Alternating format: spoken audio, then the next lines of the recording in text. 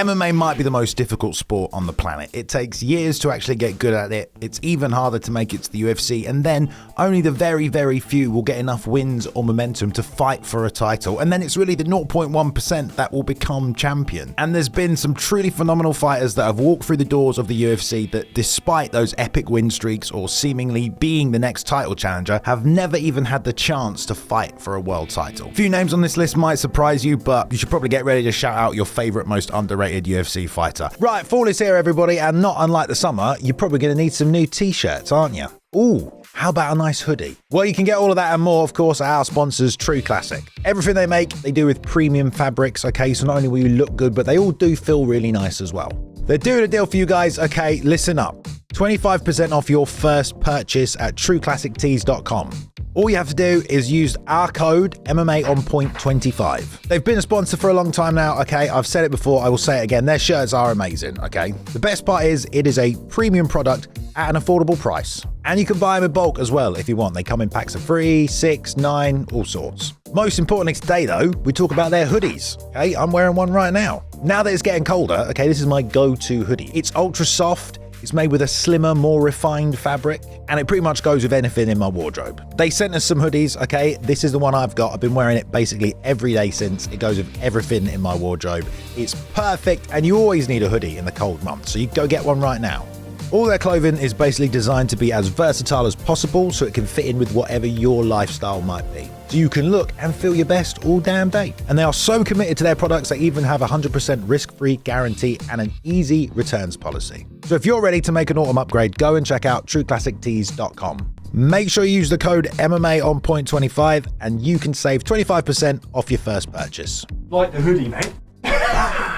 I'm Bailey from MMA On Point. Shout out to all the Hall of Famers who are our top supporters on this channel, and these are the top 10 UFC fighters you thought were going to fight for a title. Number 10, Derek Brunson. I don't necessarily know why the career of Derek Brunson has been memed so much by the MMA community, you know, apart from dyeing his hair blonde and everything. I mean, it might also be because he's completely changed his style several times in his career. He was part of the Strikeforce alumni, and after a hit and miss start to his UFC run, he got a big win over Lorenz Larkin in 2014, and that set him on his first path towards a UFC title. That was the first of a 5-fight win streak for Derek, and after Larkin, he turned from an American wrestler into a complete brawler. I think it started when he KO'd Ed Herman in just 30 seconds, because then almost immediately against Sam Alvey, he just started running at him, slinging punches. But fighting like that, he ended up finishing 4 guys in the first round, and after he TKO'd Uriah Hall, he was tied for the longest KO streak in the UFC, so he asked for a title shot. I think it's about time to give me that title shot. I'm next in line. Let's go. But he got Robert Whittaker instead, and the whole charge forward tactic like Achilles on the beaches of Troy just didn't work. That didn't change how he fought immediately, though. It wasn't until he got finished by Israel Adesanya that Brunson decided to reinvent himself yet again. He went back to his wrestling and put together a 5-fight win streak, dyed his hair blonde, and became a mythical fighter,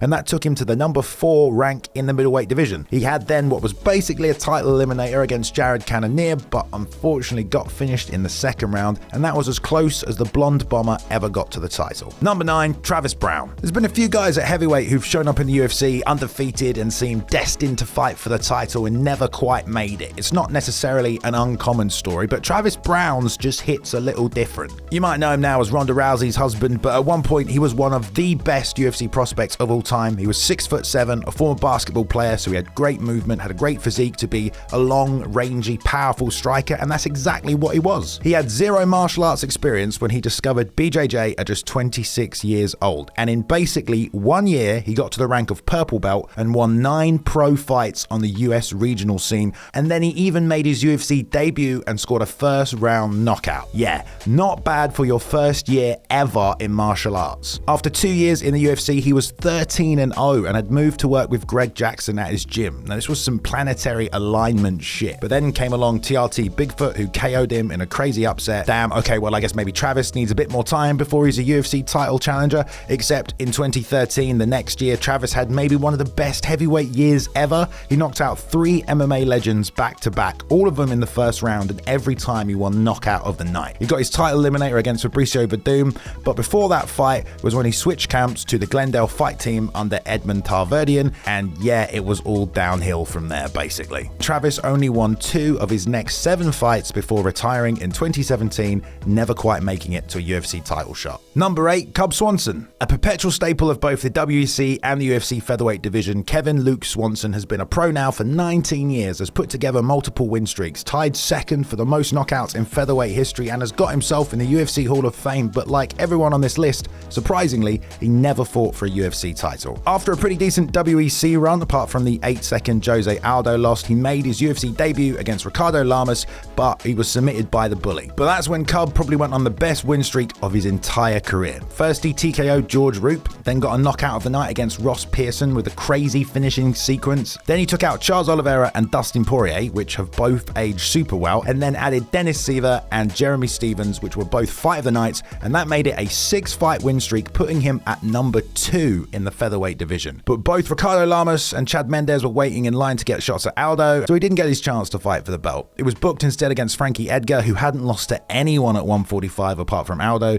and he took Cub to school. Killer Swanson put together another 4-fight win streak in 2016, but despite him always being one of the best 145ers around, he can never quite make it to a UFC title. Number 7, Ryan Bader. It's kind of weird, isn't it? Like, you hear the name Ryan Bader and you think UFC title challenger, but even though we got super close a couple of times, he never actually got to compete for the belt. He won the Ultimate Fighter Season 8 in 2008, and then 4 more wins after that. He had to take on John Jones and got battered by the future GOAT. After that, he was only fighting the best in the division, and they were all pretty good, and maybe it was a bit too soon for him. He only went 3-3 over the next 3 years, and then after a tough loss to Glover Teixeira, he managed to reinvent himself once again as a title challenger. In 2 years, he beat 5 light heavyweights, including OSP, Phil Davis, and Rashad Evans. That's when he was even linked to a fight with Daniel Cormier. They said, Daniel, what do you want? I said, I want the easiest fight in the division. I want Ryan Bader. But DC never fought Bader. He fought Gustafsson, who was coming off a loss, and Bader, well, he had to fight Rumble Johnson, and he got flatlined in 90 seconds. I think Ryan had enough of the UFC after that, and after 2 more wins, packed up his bags for Bellator after 8 years in the promotion. Number 6, Carl Parisian. When the UFC was just picking up steam in the early days and the welterweight division had slowly been filling like an hourglass full of sand, among them was Carl Parisian, who'd been a pro since 1999, had fought all across the US, and was a product of the MMA Armenian judo world. He did great at first, but then lost a tough decision to GSP, but then he went to the WEC, won the welterweight championship, and came back to the UFC ready to do the same thing. Across the next 2 years, he knocked off the top welterweights in the division, Nick Diaz, then lights out Chris Lytle and Matt Serra, before capping off with a TKO of Nick Thompson, who had been on an 8-fight win streak. It seemed like the heat was on the verge of a shot at the champion. But Hughes fought a 39-year-old Royce Gracie, and Carl lost to the undefeated Diego Sanchez in the 2006 Fight of the Year. But he got 3 more wins in less than a year, and now maybe Parisian will get a second chance to make it to the title shot, except oh wait, they did that season of The Ultimate Fighter where the winner got a shot at GSP, and that was Matt Serra. Carl fought Thiago Alves a few months later, and he was TKO'd, and despite all his experience, could never quite make his way into title contention. Number 5, Askar Askarov. Of all the advantages you can get inside the MMA cage, I don't think many people would say that being deaf is one of them. But that's not the case, according to Askar Askarov. Now, obviously, growing up with only 20% of your hearing is going to force you to deal with numerous struggles throughout your life. And Askar has said it's hardened him, but also gives him an advantage in his fights because he can stay incredibly calm. Whatever the case, not only did Askar win a gold medal at the Deaf Olympics, but across the first 5 years of his career went 11-0. He won the ACB Flyweight Championship. That got him into the UFC, and considering the flyweight division isn't the most stacked, let's be honest, him arriving as an undefeated Russian wrestling prospect meant that a lot of people already thought he might fight for a world title. After a split draw against Moreno in his debut, he set about the rest of the division, decisioning in not necessarily the most fun fashion Tim Elliott, Joseph Benavidez, heck, even the current champ Alejandro Pantoja. After he beat Obi-Wan Kenobi, he moved up to the number 2 spot in the flyweight division. I mean, that's pretty much a guarantee you're gonna fight for the world title. But Askar had another problem to deal with. He unfortunately just couldn't always make weight. He actually missed by 1 pound when he fought Joby, and then had to pull out the day before the fight with Brandon Royval because he couldn't make weight. Perhaps if that hadn't have happened, as a number 2 guy, he would have gotten his shot. But about a year later, he fought Kai Kara France, who beat him, and then went on to fight for the interim title. By the end of the year, Askar asked for his UFC release, and they gave it to him. Yeah, it's kind of crazy. I mean, he only lost once in the UFC. Number 4, Jimmy Rivera. You might have heard of the Tiger Schulman Martial Arts Academy if you wondered where guys like Shane Burgos and Uriah Hall learned to strike. It was under the tutelage of the 6-time karate world champion, Tiger Schulman. Jimmy Rivera was also a prodigy of Tiger Schulman, and he went pro in MMA 18 years old and even competed in Bellator at just 19. But after winning and defending the King of the Cage Flyweight Championship, he actually got a shot on season 14 of The Ultimate Fighter and was beaten by someone who maybe could have made this list, Dennis Bermudez. But apart from that, Jimmy kept his win streak going until he was 16-1, and he fought the man everyone makes their UFC debut against, Marcus Brimage. But unfortunately, as it normally goes for Marcus, he was KO'd by the new UFC prospect. Then Jimmy fought Pedro Munoz in his next fight, the vet Iri Alcantara, and finally, on the main card of 203, the legend Uriah Faber. The whole division was on notice at that point. It was the first time Uriah had lost at bantamweight, not in a title fight, in his entire 13-year-long career. But then he fought Magic Marlon Rice. Now, Marlon was in the middle of a 3-fight first-round finishing streak, and one head kick 30 seconds into the fight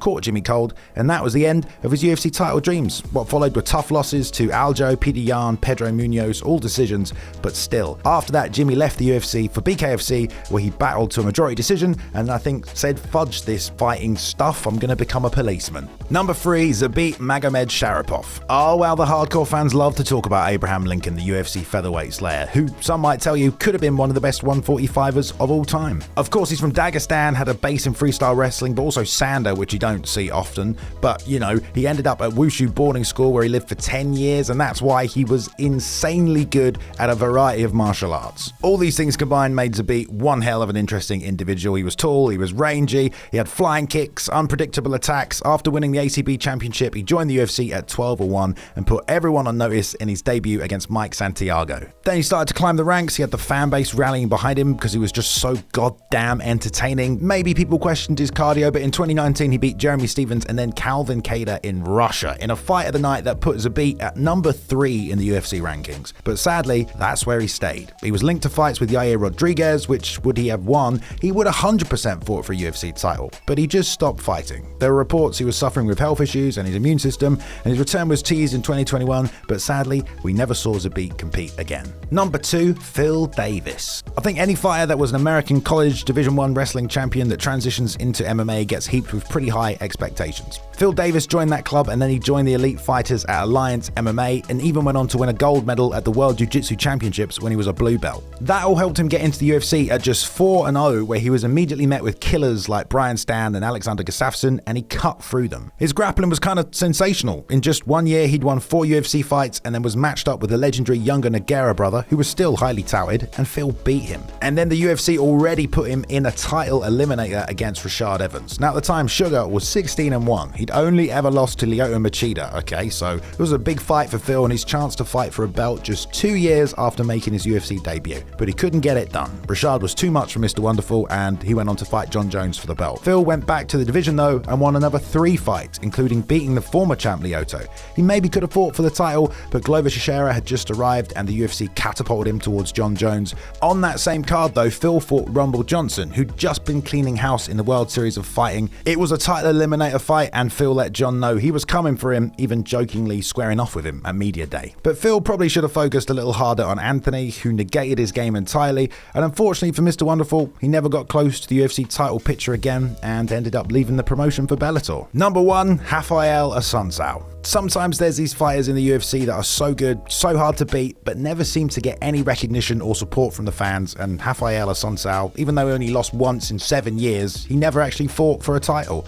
Why? Well, for one, you know, he didn't speak English, so I don't necessarily think that helped connect him to the fans. I think some of you probably don't even know who this guy is. And he was also, you know, just a little bit boring. In 12 UFC wins, he only has 3 finishes. But you can't really deny that he did put together the type of win streak that would usually see someone fight for a UFC title. In 2011, he started a 5-year unbeaten streak. That's 7 wins at a time when the bantamweight division didn't even really have that many challengers. Sometimes it wasn't his fault, like when he was ranked number 3, he was supposed to fight ranked Francisco Rivera, but Rivera pulled out, so instead he fought Pedro Munoz, who was making his debut and wasn't ranked at all. He was then actually given a title shot against Renan Barão, but he had a lingering injury and so turned it down. That's when TJ Dillashaw stepped up. We know what he did to Barão. But even now Dillashaw was champ, Assunção had beaten him not even that long ago. And even though he hadn't lost, he still moved down a spot in the rankings. He then went on to dominate Brian Caraway, but broke his ankle in training and ended up sitting out for almost 2 years. In that time, Dominic Cruz came back to the division division and won back his title. Assunção then finally rematched TJ at UFC 200, but he lost. What happened next was even crazier. He was ranked number 4 and won 4 fights in a row, but didn't get a title shot. He just went from rank number 3 to rank number 4, back to 3, over and over again for 2 years while TJ and Cody fought for the belt. He didn't lose, he'd lapped the division, and then he had to refight guys he'd already beaten, like Marlon Moraes, and he lost in the rematch in the first round. Unfortunately for Assunção, he was just in the wrong division at the wrong time,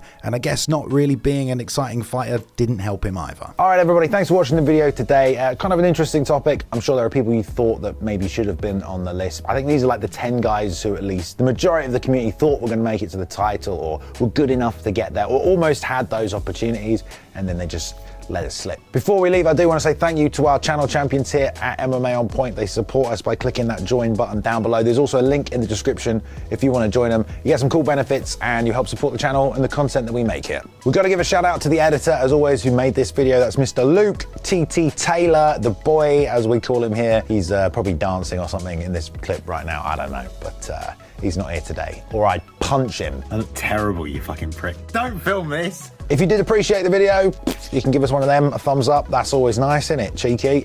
Or if you want to see more, click subscribe, because you might be new here. Welcome. Thank you very much for watching. Appreciate you. Oos. And we'll see you soon. I'll give you a roundhouse. That wasn't very good, was it? That's perfect.